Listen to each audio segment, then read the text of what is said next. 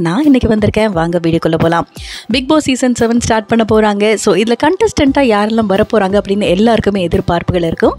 இப்போ அதை பற்றி தான் பார்க்க போகிறோம். ஃபஸ்ட்டு வந்து காவ்யா அறிவுமணி. இவங்களை நிறைய பேருக்கு தெரிஞ்சிருக்கும். பாண்டியன் ஸ்டோர்ஸ் மூலமாக எல்லாருக்குமே ஃபேமஸ் ஆனவங்க. ஸோ இவங்க இந்த பிக் பாஸில் கலந்துக்க போகிறாங்க அப்படிங்கிற மாதிரி இவங்களோட நேமுமே கண்டஸ்டன்ட் லிஸ்ட்டில் இருக்குது. அடுத்ததாக டிடி. ஸோ விஜய் டிவியோட ஒரு சூப்பரான ஆங்கர் அப்படின்னே சொல்லலாம். இப்போ ரீசெண்டாக கூட ஒரு பேட்டி கொடுத்துருந்தாங்க இல்லையா, ரொம்ப டச்சிங்காக இருந்தது. ரொம்ப கஷ்டங்களை ஃபேஸ் பண்ணி வந்திருக்கேன் அப்படி இப்படின்னு சொல்லி பேசுனாங்க. ஸோ இப்போ வந்து இந்த பிக் பாஸ்க்கு கண்டிப்பாக இவங்க வருவாங்க அப்படின்னு எல்லாராலையுமே எதிர்பார்க்கப்பட்டுருக்கு. ஸோ இவங்களோட பேருமே கண்டஸ்டன்ட் லிஸ்ட்டில் இருக்குது. அடுத்ததாக சூப்பர் சிங்கரில் சூப்பர் ஆங்கரிங் பண்ணிகிட்ருக்க நம்ம மாகாப்பா. ரொம்ப நல்ல ஆங்கர், ரொம்ப கலகலப்பாக பேசுவார், எல்லாருமே ஈஸியாக சிரிக்க வச்சிருவார். ஸோ இவர் இந்த பிக் பாஸில் கலந்துக்க போகிறாராம். ஆல்ரெடி வந்து இவரோட பெஸ்ட் ஃப்ரெண்டான பிரியங்கா ஒரு சீசனில் கலந்துக்கிட்டாங்க. ஸோ இவர் வந்து இந்த சீசனில் கலந்துக்க போகிறாரு.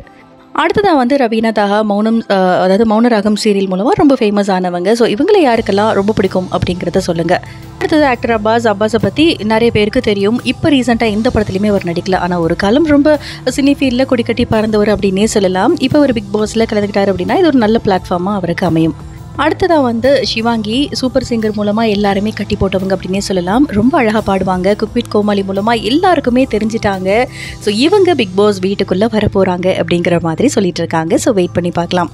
இவங்கெல்லாம் வந்து பிக் பாஸ்க்கு வந்தால் யாரெல்லாம் வந்து பிக் பாஸை விரும்பி பார்க்க போகிறீங்க அப்படிங்கிறத கமெண்ட் செக்ஷனில் சொல்லுங்கள். ஒரு விஷயம் என்ன அப்படின்னா, பிக் பாஸில் 2 வீடு அப்படிங்கிற மாதிரி கமல் சார் வந்து புதிர்லாம் போட்டுட்டு போனார். ஸோ மேல் கண்டஸ்டன்ட்க்கு ஒரு வீடு, இல்லை ஃபீமேல் கண்டஸ்டன்ட்க்கு ஒரு வீடு அப்படி கூட இருக்கலாம்.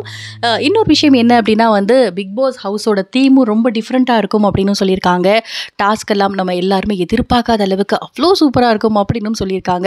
நமக்கே பார்க்குறதுக்கு ரொம்பவே ஆர்வமாக தான் இருக்குது. எப்பப்பா பிக் பாஸ் சீசன் 7 பார்க்கலாம் அப்படின்னு சொல்லிட்டு. நீங்கள் இந்த தகவலை பற்றி என்ன நினைக்கிறீங்க அப்படிங்களோட